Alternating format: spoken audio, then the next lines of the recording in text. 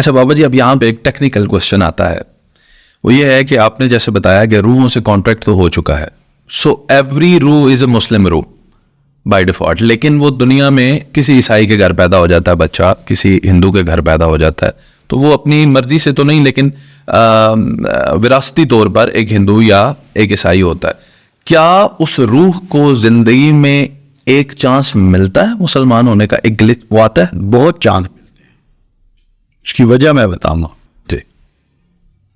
سب سے بڑی چیز تو اذان ہے، جو پوری دنیا میں اس سائیکل سے ہو رہی ہے کہ کوئی ایک لمحہ خالی نہیں ہے کہ دنیا میں مختلف جگہ اذان ڈلیور نہ ہو رہی.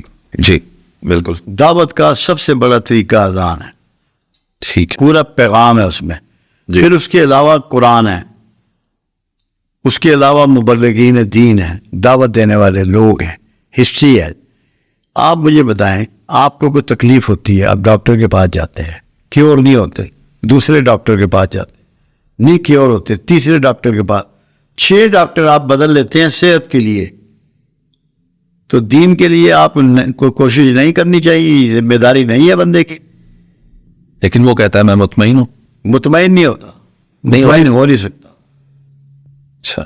مطمئن جو ہے نا، یہ صرف دھوکہ ہے. جیسے ہمارے بہت سے لوگ اطمینان کا اظہار کرتے ہیں، مگر ان کے اندر بے شمار سوال ابل رہے ہوتے ہیں، وہ مطمئن نہیں ہوتے.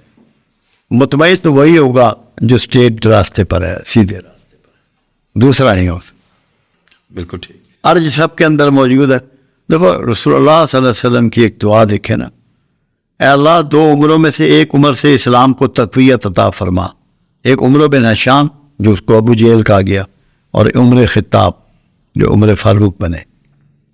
کیوں اللہ کے رسول نے یہ مشروط دعا مانگی؟ آپ یہ بھی تو فرما سکتے تھے کہ دونوں عمروں کو اسلام کی میں شمولیت کی ہمت عطا فرما، توفیق عطا فرما. اللہ کے رسول جانتے تھے ایک میں درست ہونے کی عرض ہی نہیں ہے، اور ایک میں ہے، جس میں ہے وہ آ جائے گا. واہ. یہ عرض ہونا کہ میرا راستہ درست ہے یا میرا راستہ غلط ہے، یہ پلٹاتی ہے آدمی کو. اور یہ فطرت میں ہے، کیونکہ قرآن بھی یہ کہہ رہا ہے، اور صاحب قرآن بھی، ہر شخص کو فطرت سلیم پر پیدا کیا جاتا ہے. اس کے ماں باپ یا اس کا ماحول اس کو عیسائی یا ہندو یا بت پرست یا یہودی بناتے ہیں. تو وہ ان لوگوں پر دین تو پہنچا ہے. کوئی قوم کہہ سکتی ہے کہ اس کے بعد پیغمبر نہیں آیا؟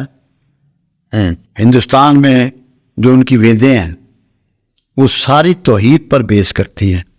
ذاکر نائک اکثر ان کا ذکر کرتا ہے. تو پتہ تو ان کو ہے. ان کے بڑے بڑے جو لوگ ہیں، میں آپ کو بتاؤں کہ ایسے ایسے لوگ ہوئے ہیں جو لوگوں کو تو یہ تعلیم دے رہے ہیں، خود وہ مورتی پوجا نہیں کرتے تھے. تو یہ نہیں آپ کہہ سکتے کہ لوگوں کو علم نہیں ہے. عیسائیوں نے عیسیٰ کی تعلیمات میں گھپلا کیا نا، کتابیں بدل دی، متروک کر دی، پیغمبر بنا لیا. عیسیٰ کی تعلیمات میں تو خدا کا بیٹا نہیں ہے، وہ تو پیغمبر ہے. جی. تو تعلیمات تو سب جگہ موجود تھی اور چلی آ رہی ہیں، سینہ بہ سینہ خاندانوں میں روایات چلتی ہیں. آپ زبان سیکھتے ہیں، آپ جس گھر میں رہتے ہیں، آپ کو سکھائی ہے انہوں نے پنجابی یا اردو؟ نہیں. ایسی دین ہے، اس میں وہ بندہ خود ذمہ دار ہے. ورنہ اللہ نہ کرے، اللہ نعوذ باللہ ظالم تھوڑی ہے، اللہ انصاف کرنے والا ہے. اللہ نے پیغام ہر انسان تک نفسیاتی طور پہ، شعوری طور پہ، غیر شعوری طور پہ پہنچایا ہے. وقت آئے گا لوگوں کو جب یہ احساس شدت پر، لوگوں کے مسلمان نہ ہونے میں یا دین کی طرف نہ آنے میں ہم لوگ بہت بڑے داخل ہیں. کیونکہ ہمارا رویہ ایسا نہیں ہے جی کہ دیکھ کے کہ کوئی اس کو دیکھ کے تو اپنا وہ راستہ بدلے.